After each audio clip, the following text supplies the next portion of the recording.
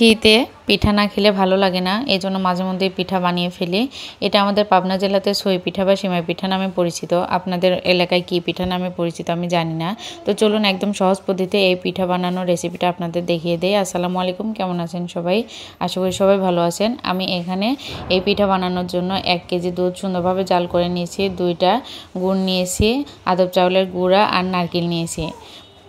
এরপর আমি কড়াইতে 2 কাপ পরিমাণে পানি দিয়ে নেব, আর এখানে 1 চামচ পরিমাণে লবণ আমি দিয়ে দেব। পরিমাণ মতো দিবেন যেন তিতা না হয়। এবার সুন্দরভাবে পানিটা জাল হয়ে গেলে আতপ চাউলের গুঁড়া এর মধ্যে দিয়ে আটার ডোটা করে নেব। এবার আটার ডোটা সুন্দরভাবে মেখে নেব।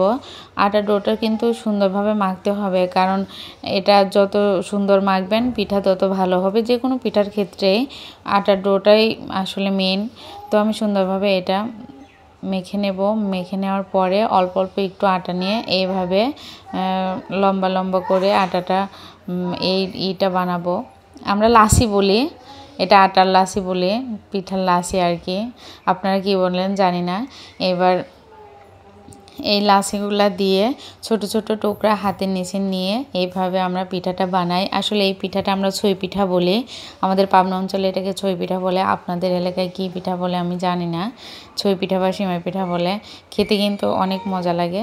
তো আম্মু আমাকে করে দিচ্ছিল আর আমি বানাচ্ছিলাম। তো আমার মোটামুটি পিঠা বানানো শেষ। এবার একটা পাতিলে খাওয়ার পানি, যেটা আপনারা পানি খাবেন, নোংরা পানি কিন্তু দিবেন না, পরিষ্কার পানি দিবেন। দেওয়ার পরে এর মধ্যে তেজপাতা, এলাচ, দারচিনি দিয়ে, নারকেল দিয়ে তারপরে কিন্তু এর মধ্যে গুড়টা মেশাতে হবে।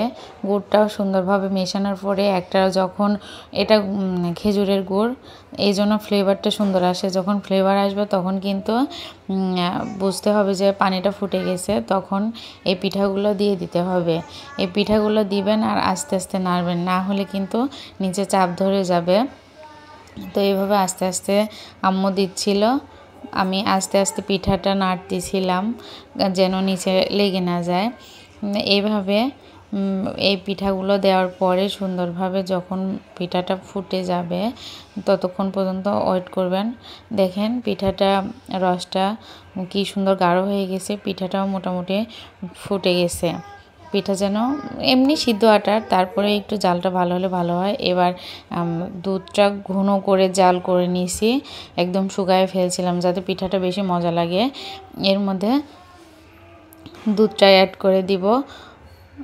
দুধটা বেশি দিতে হয়, পানিটা কম দিতে হয়, তাহলে কিন্তু পিঠার টেস্টটা আসে। আর এই পিঠাতে কিন্তু অবশ্যই নারকেলটা মেইন, নারকেলটা দিতেই হবে। নারকেল না দিলে কিন্তু এই পিঠা মজা লাগবে না।